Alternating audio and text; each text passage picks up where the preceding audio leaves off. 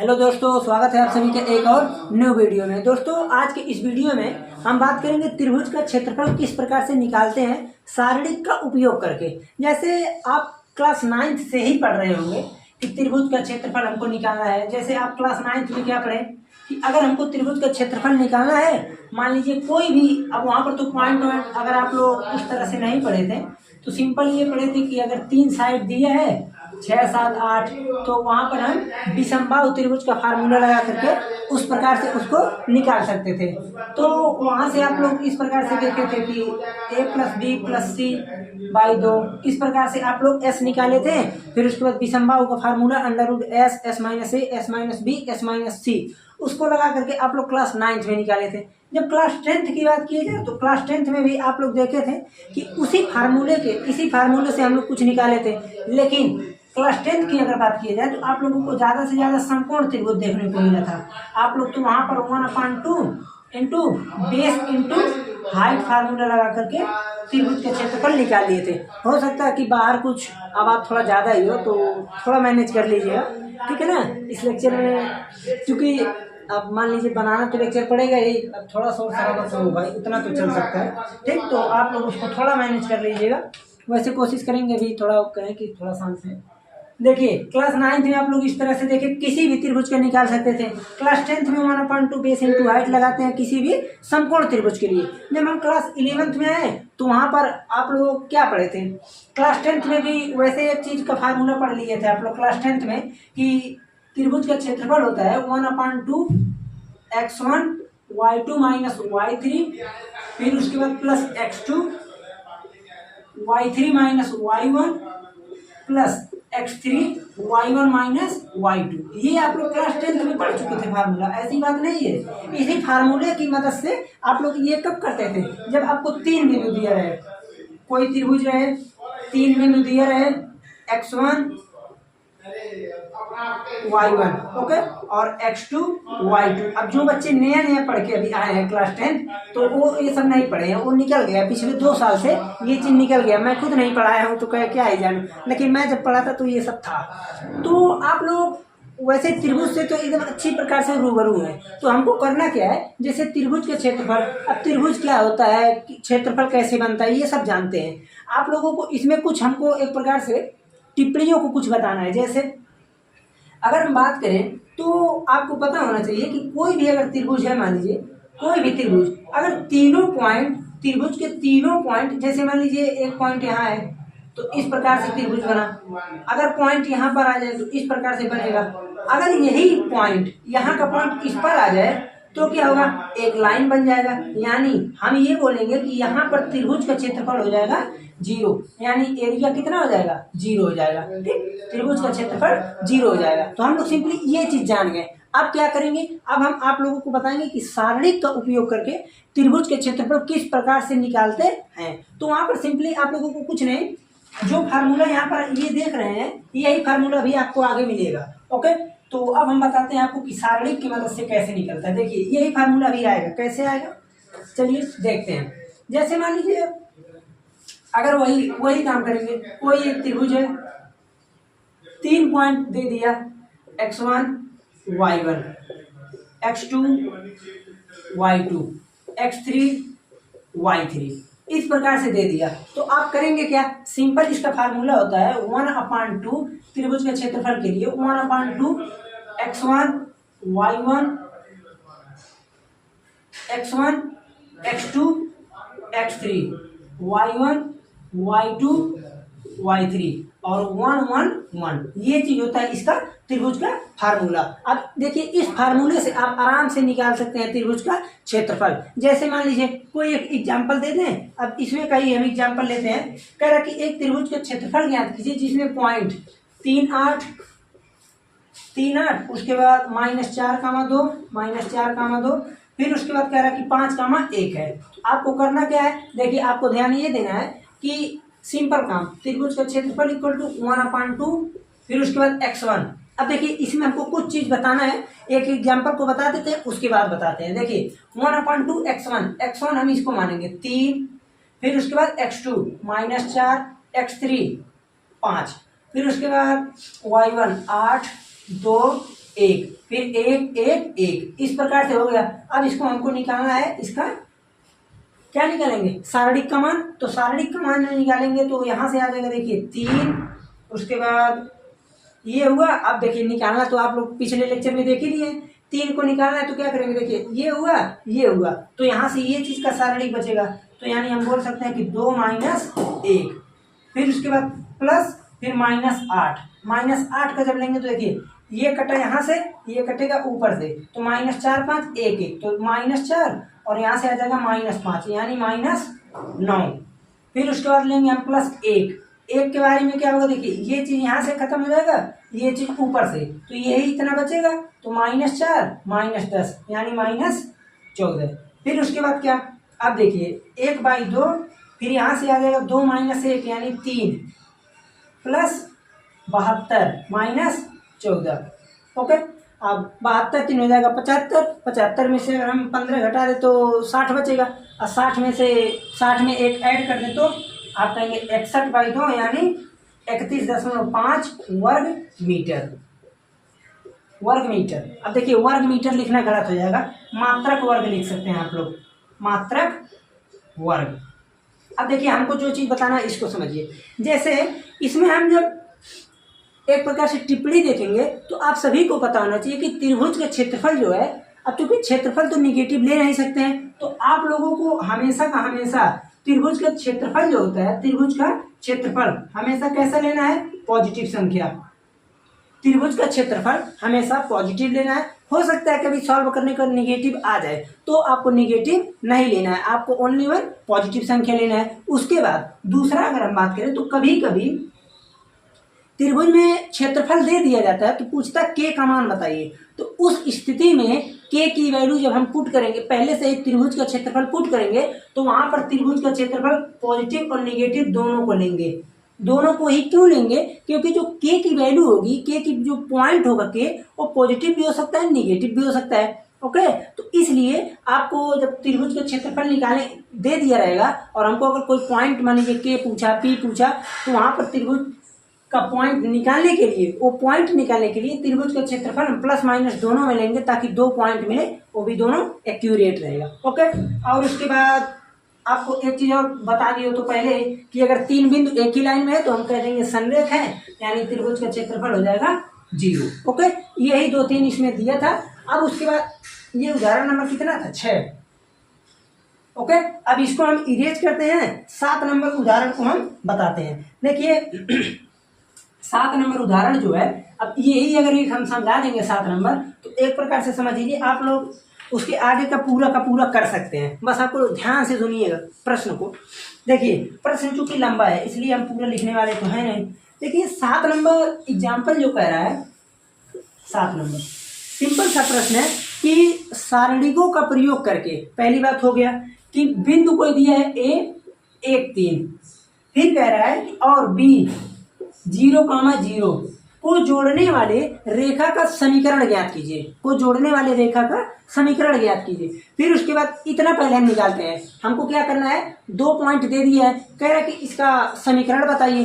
तो समीकरण बताने के लिए आप क्या करेंगे, आप कहेंगे सिंपल काम, वही जो हम करते आते हैं। समीकरण निकालने के लिए हम करेंगे क्या, जैसे मान लीजिए अगर हम 1/2 x1 x2 x3 y1 y2 y3 फिर उसके बाद 1 1 1, अगर मैं ये लगाता हूँ फार्मूला, तो आप कहेंगे ये त्रिभुज का क्षेत्रफल इससे निकलता है। आप कहेंगे इसके लिए हमको तीसरा पॉइंट चाहिए x3 y3, तो x3 y3 को आप एक पॉइंट सी ले लीजिए, क्या चीज, x, y।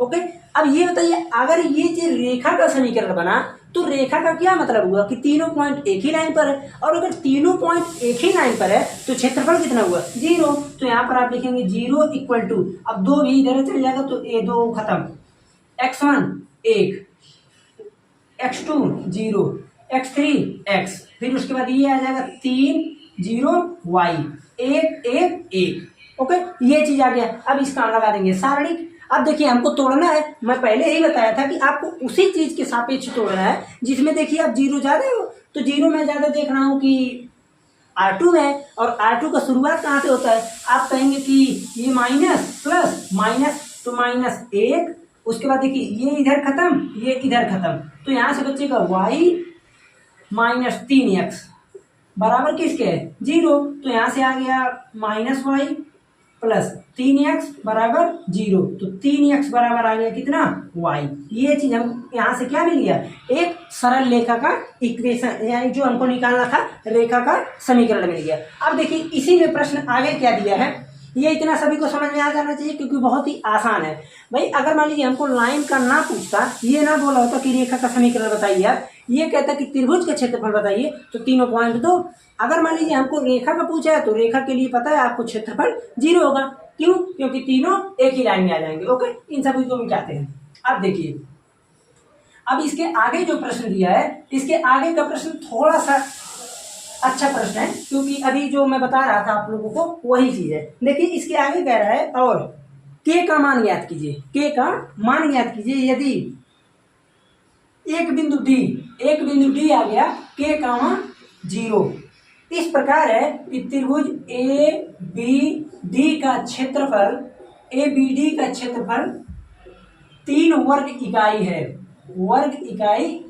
देखिए अब क्या चीज होगा, हमको किसका क्षेत्रफल दिया है ABD, तो 3 पॉइंट कौन सा होगा, देखिए ABD, तो यहाँ से तीनों पॉइंट मिल गया। त्रिभुज का क्षेत्रफल पहले से 3 दिया है, तो आप क्या लिखेंगे 3 प्लस माइनस 3, क्यों, k का मान कुछ भी हो सकता है, निगेटिव भी हो सकता है, पॉजिटिव भी हो सकता है, क्योंकि क्षेत्रफल जब निकालेंगे तो क्षेत्रफल प्लस में हो सकता है, माइनस में हो सकता है, लेकिन चूंकि निगेटिव होता नहीं है तो हम इसलिए पॉजिटिव लेंगे। और अगर मान लीजिए हमको पॉइंट की बात किया जाए, पॉइंट निकालना है तो दोनों को लेकर देखेंगे ना कि किस वैल्यू पर निकाल रहे हैं, तो इसीलिए हम यहाँ पर क्या करते हैं प्लस माइनस ही लेते हैं दोनों को।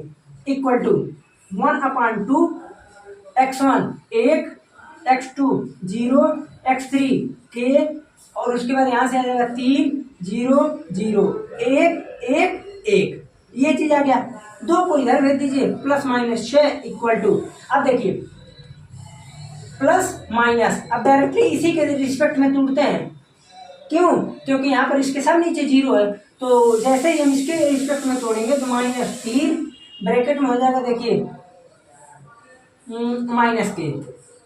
ओके, अब यहाँ से आ जाएगा प्लस माइनस 6 बराबर 3k, 3 से काट देंगे तो k बराबर प्लस माइनस 2। देखिए आ गया कि नहीं। अब यहाँ पर इसका क्या निष्कर्ष निकला कि +2 भी हो सकता है, -2 भी हो सकता है, बस आपके ऊपर डिपेंड है कि आप दोनों को लिख देंगे तो बेहतर रहेगा, क्वेश्चन में जो भी रहेगा वो अपना कर लेगा। अब मान लीजिए अब अगर त्रिभुज का, अब जैसे अगर कभी कभी केस दे देता है कि कौन सा केस है, पॉजिटिव है या निगेटिव, तो जैसा भी होगा आपको उसी टाइम पर इसको लिख लीजिएगा। ओके, चाहे पॉजिटिव रहे चाहे निगेटिव रहे, ठीक है। अब देखिए अब इसके आगे हम चलते हैं, ठीक है। देखिए अब हम चलते हैं प्रश्नावली 4.2 पर। 4.2 में कुल प्रश्न कितने हैं आपके, पूरे प्रश्न 5, पांचों प्रश्न में ऐसे अगर एग्जाम्पल को आप दोनों एग्जाम्पल को समझ लिए तो इसको आप लोग स्क्रीनशॉट ले लीजिए, आसानी से कर सकेंगे। क्यों, क्योंकि बहुत ही आसान है। सभी प्रश्नों में वही पॉइंट दे करके त्रिभुज का क्षेत्रफल निकालने को बोला है, किसी पॉइंट में रेखा का समीकरण निकालने को बोल दिया है, बस इससे ज्यादा प्रश्न और इसमें कुछ नहीं है। जैसे बात करते हैं हम 4.2 की, तो पहला प्रश्न इसमें है कि त्रिभुज का क्षेत्रफल ज्ञात कीजिए जिनमें से पॉइंट दिया है। अब 2-3 प्रश्न है। पहला पॉइंट 1 0 6 0, फिर उसके बाद 4,3। मैं पहले ही बता दे रहा हूं, इस प्रश्न में पहले प्रश्न में 3 प्रश्न है, जिनमें पहला बता दिया, दूसरा और तीसरा आप लोग होमवर्क करके कमेंट में बता दीजिएगा हाँ कर लिए या फिर हो गया, आसान था हो गया, और नहीं होगा तो फिर हम तो भाई है ठीक, तो उसके लिए तो हम बता ही सकते हैं। चलिए ठीक है, मस्त दिख रहा है सब ठीक। तो इतना हम बता दे रहे हैं, इसको बता दे रहे हैं। तो करना क्या है, देखिए त्रिभुज का क्षेत्रफल इक्वल टू 1/2, फार्मूला आपको पता है, फार्मूला इसलिए लिख दे रहे हैं ताकि याद हो जाए, इतनी बार लिख दें। लीजिए ये हो गया। अब इसके आगे का प्रोसेस सिंपल, 1/2 x1 का मान हो जाएगा 1 6 4 0 0 3 1 1 1। अब तोड़ने की बात किया जाए, आपको पता होना चाहिए जहां ज्यादा 0 है उसी के रिस्पेक्ट में तोड़ दो ताकि जल्दी हो जाएगा। तो जल्दी के लिए हम क्या करेंगे, यहाँ लिख देंगे इसे बोलते हैं C1, C2 के रिस्पेक्ट में प्रसार करने पर, यानी C2 के सापेक्ष C2 के सापेक्ष प्रसार करने पर, C2 के सापेक्ष प्रसार करने पर, तो जैसे ही हम C2 के रिस्पेक्ट में प्रसार करेंगे तो क्या हो जाएगा, देखिए 1/2, यहाँ पर सीधे देखिए माइनस प्लस माइनस, ये चीज आप लोग समझिएगा। जैसे हम क्या स्टार्ट किए थे, plus minus plus, minus plus minus, plus minus plus, इस चीज को आप लोग समझते रहिएगा, नहीं तो गलतियां कर देंगे। तो यहाँ पर देखिए कौन सा चीज है, निगेटिव, तो माइनस का 3, फिर उसके बाद यहाँ ब्रेक, बड़ा ब्रेक लगा देते, ये खत्म, ये खत्म, 1 6, तो 1 माइनस 6, तो यहाँ से बचा 1/2 -3 इंटू -5, तो आ गया यहाँ से 15/2 वर्ग मात्रक। आया समझ में ना। तो देखिए बहुत ही आसान प्रश्न है, तो आप लोगों को ऐसे इसको कर लेना है ताकि ये समस्या ना हो कि नहीं हुआ। अब देखिए हम चलते हैं दूसरे प्रश्न पर। दूसरा प्रश्न है इसका, इसी का क्वेश्चन का दूसरा प्रश्न है, इसका दूसरा तीसरा होमवर्क है, आप लोग कर लीजिएगा इसे। देखिए दूसरा प्रश्न है, कह रहा कि दर्शाइए बिंदु ए कामा बी प्लस सी, फिर उसके बाद कह रहा कि बिंदु बी कामा सी प्लस ए, फिर कह रहा बिंदु सी, तो सी कामा ए प्लस बी होना चाहिए। देख लेते हैं खैर क्या होता है। यही चीज है, जैसे बहुत बार लगाए थे, हम पढ़ रहे थे तब वो लगाए थे, फिर उसके बाद जब PYQ करा रहे थे तो वहां पर भी इसको कराए थे। इंपॉर्टेंट प्रश्न है ना, इसीलिए इसको कराना पड़ता है, इंपॉर्टेंट। तो यहाँ से आपको करना क्या है, कह रहा है कि दर्शाइए कि संरेख है, संरेख होने के लिए क्या चाहिए, त्रिभुज का क्षेत्रफल 0, तो आप लिखेंगे त्रिभुज का क्षेत्रफल इक्वल टू 1/2। अब देखिए बेस बेस कह रहे हैं, जो भी चीज x1 x2 x3 है, फार्मूला यहाँ दिया है, तो यहाँ पर हो जाएगा देखिए x1 x2 x3, फिर उसके बाद y1 y2 y3 1 1 1। ओके, ये चीज हो गया।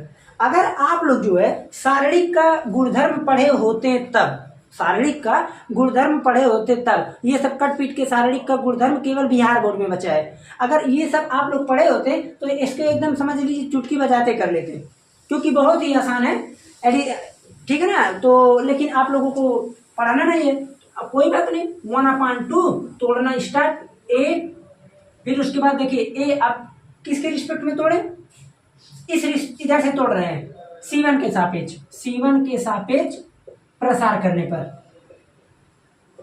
देखिए एक चीज फिर बता दे रहे हैं, आप किसी भी डायरेक्शन में कर सकते हैं, C1 R1 C2 जो भी हो, लेकिन मैं C1 के रिस्पेक्ट में क्यों कर रहा हूं, ताकि ये भी यहाँ आ जाएगा तो इसका मल्टीप्लाई आसान पड़ेगा थोड़ा, एक का है ना, इसीलिए। तो ए, अब उसके बाद देखिए छोटा ब्रैकेट, ये इधर खत्म, ये इधर खत्म, तो क्या हो जाएगा देखिए C प्लस ए माइनस बी। ये मत कहिएगा कि एक ही जगह माइनस लगाए, नहीं तो और गलत हो जाएगा। तो ये हुआ ए, फिर उसके बाद बी, अब देखिए ये खत्म ये खत्म, तो बी प्लस सी माइनस ए माइनस बी, फिर उसके बाद आएंगे सी पर, तो पॉजिटिव में सी प्लस सी, फिर उसके बाद ये इधर खत्म ये इधर खत्म, बी प्लस सी माइनस ए, इतना आ गया, ब्रैकेट बंद। अब उसके बाद क्या होगा, अब तो दिख ही रहा है सीधे, देखिए यहां से आ गया ए से ए खत्म, सी से नहीं सॉरी बी से बी खत्म, ये नहीं कटा है, और सी से सी खत्म। अब देखिए क्या बचा, सी माइनस बी, तो ए का लिख दे एक बार, नहीं लिखेंगे नहीं, ए का मल्टीप्लाई सी में ए सी, ए का बी में माइनस ए बी, फिर उसके बाद बी का मल्टीप्लाई ए में माइनस ए में, नहीं पहले सिम करते हैं, तो माइनस बी सी, फिर उसके बाद आ जाएगा प्लस ए बी, फिर आ जाएगा प्लस बी सी, फिर आ जाएगा माइनस ए सी। ओके, ये चीज आ गई, दिख रहा है कि नहीं, एक बार देख लें, थोड़ा जूम कर दिए हैं ताकि ओ हो उसी का हम सिंपल मल्टीप्लाई किए हैं, वहां पर देखिए बी प्लस सी, ए माइनस बी है उधर, ठीक, ए माइनस बी है, थोड़ा सा समस्या है, केवल थोड़ा सा रुक जाइए, ठीक हो गया। जैसे थोड़ा सामने लाकर जूम कर दिया था हल्का सा, तो खैर कोई नहीं, अब तो हो गया। अब देखिए plus a c minus a c, plus b c minus b c, a b कटा पीटा, तो आ गया कितना 0। अब हम कह सकते हैं कि चूंकि त्रिभुज का क्षेत्रफल 0, इसलिए डायरेक्टली क्या है, संरेख है। ओके, तो देखिए बहुत ही आसान प्रश्न था, प्रश्न देखने में बड़ा था लेकिन प्रश्न बड़ा नहीं है। अब हम आते हैं तीसरे प्रश्न पर। देखिए तीसरा प्रश्न एकदम एग्जैक्ट अगर सही में देखा जाए तो के का मान याद करना है तीसरे प्रश्न में। तो तीसरे प्रश्न में दो प्रश्न इसमें भी है, कह रहा कि प्रत्येक में के का मान याद कीजिए यदि त्रिभुज के क्षेत्रफल 4 हो। त्रिभुज का क्षेत्रफल 4, बिंदु दे दिया है के कामा 0, 4 कामा 0, फिर उसके बाद दे दिया क्या चीज 0 कामा 2। अब अगर मान लीजिए हमको के की वैल्यू फाइंड करनी है तो के की वैल्यू फाइंड करने के लिए क्या करेंगे, सिंपल काम वही करेंगे। देखिए हम करेंगे क्या, यहाँ पर दिख रहा नहीं दे रहा, ठीक है, हम क्या करेंगे 1/2 के 4 0। क्यों, क्योंकि देखिए x1 y1 लिख दें, x1 y1, x2 y2, x3 y3, ये चीज आ गया। अब यहां से देखिए x1 x2 x3, y1 y2 y3, 1 1 1।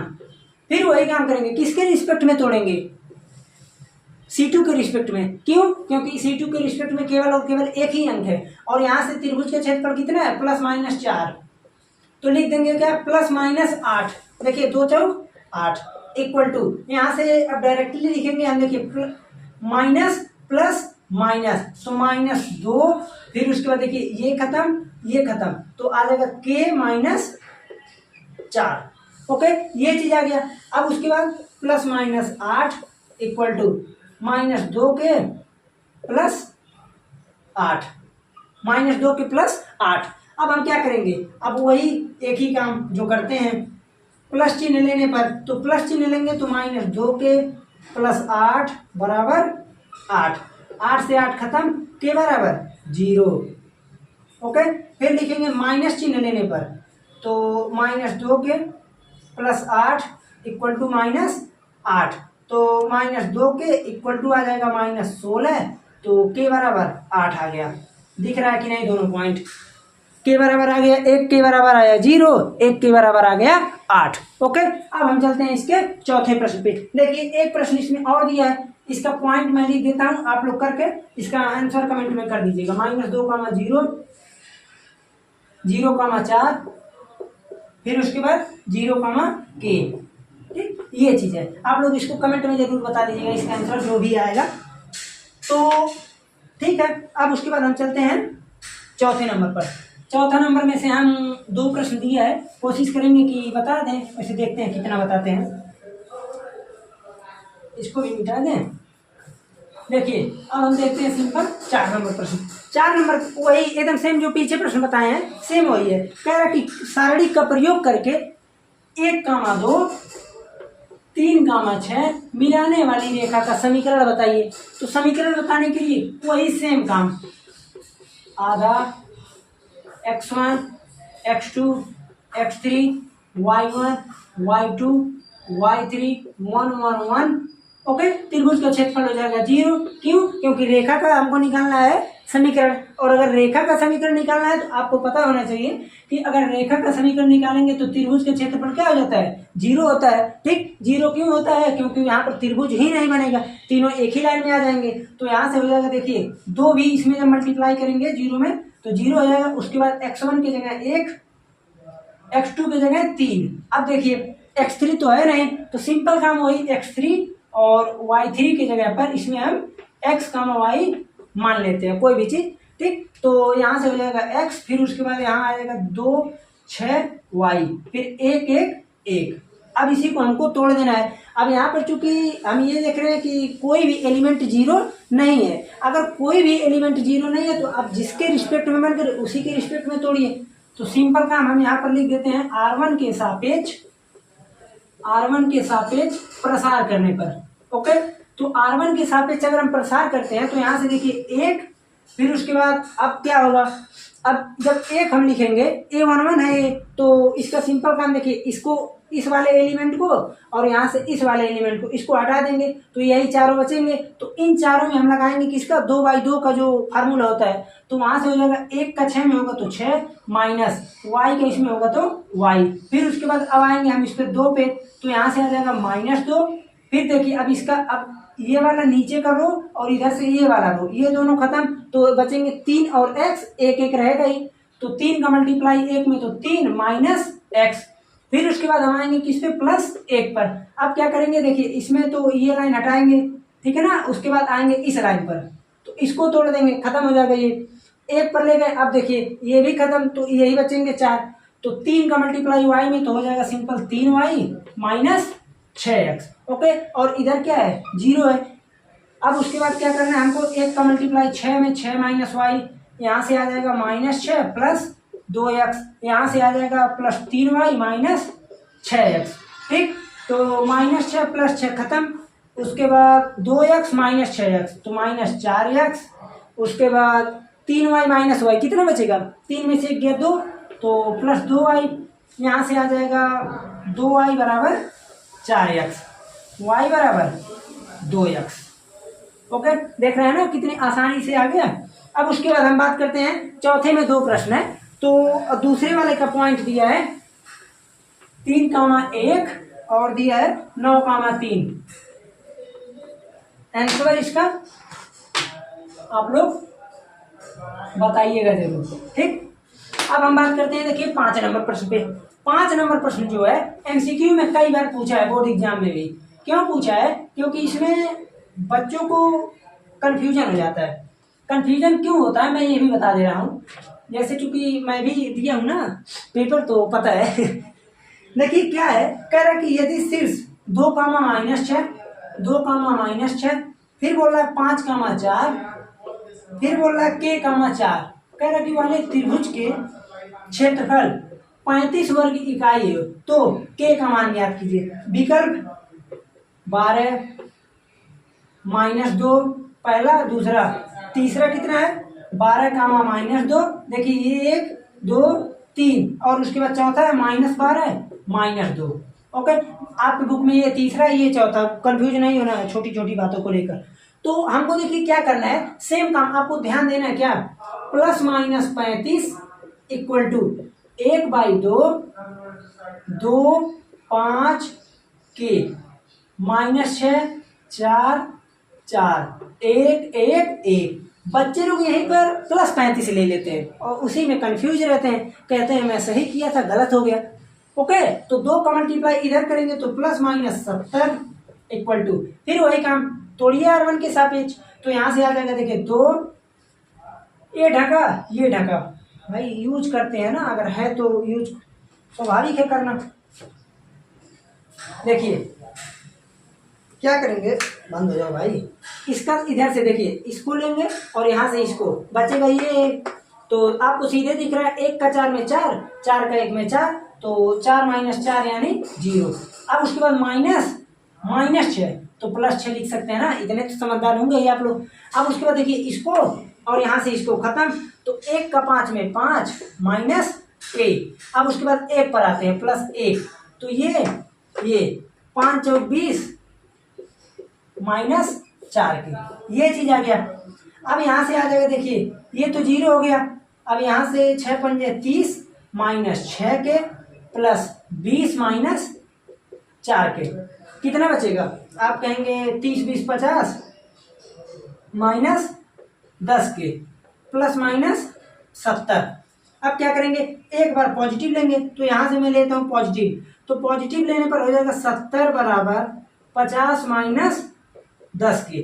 10 के को इधर ले आएंगे, तो 10 के इक्वल टू 50 माइनस 70 तो माइनस 20, तो के बराबर माइनस 2, के बराबर माइनस 2। तो सभी लोग माइनस 2 को मार करके बोलते हैं आंसर सही, लेकिन अभी माइनस वाला भी है ना, तो मैं इसीलिए पहले ही बता दिया हूँ, तो माइनस भी लेंगे, तो यहाँ से आएगा माइनस 70 इक्वल टू 50 माइनस 10 के, तो 10 के इक्वल टू आ जाएगा कितना, माइनस 120, 0 0 कटा, के बराबर माइनस 12। तो देखिए के बराबर, अब कौन सा आंसर सही, ये आंसर सही। ओके, ये गलत है, ठीक है ना। तो देखिए यही था आप लोगों का त्रिभुज का क्षेत्रफल और जो भी होता है इससे रिलेटेड हमने क्या देखा, सरल रेखा का समीकरण भी एक में कहीं बनाना था, तो इस प्रकार से हमने कर लिया। अब देखिए अगले लेक्चर में जब हम मिलेंगे, तो अगले लेक्चर में एकदम इंपॉर्टेंट टॉपिक चलेगा उपसारणिक और सहखंडज।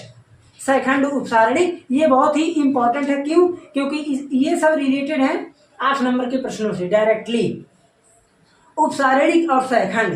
तो अगले लेक्चर में कोशिश ये रहेगा कि उपसारणिक और सैखंड पूरी तरह से बता दिया जाए, ताकि जल्दी से जल्दी सिलेबस को कवर अप किया जाएगा तो अच्छा है। क्योंकि इसमें अगर हम ज़्यादा टाइम दे देंगे तो हमको उसमें अवकलन समाकलन में कितना टाइम देना पड़ेगा, क्योंकि बहुत क्वेश्चन है, एनसीईआरटी में भी बहुत है। तो उसमें अगर ज़्यादा नहीं पढ़ाएंगे तो आप लोगों को पता खुद है कि कितना बड़ा सिलेबस है।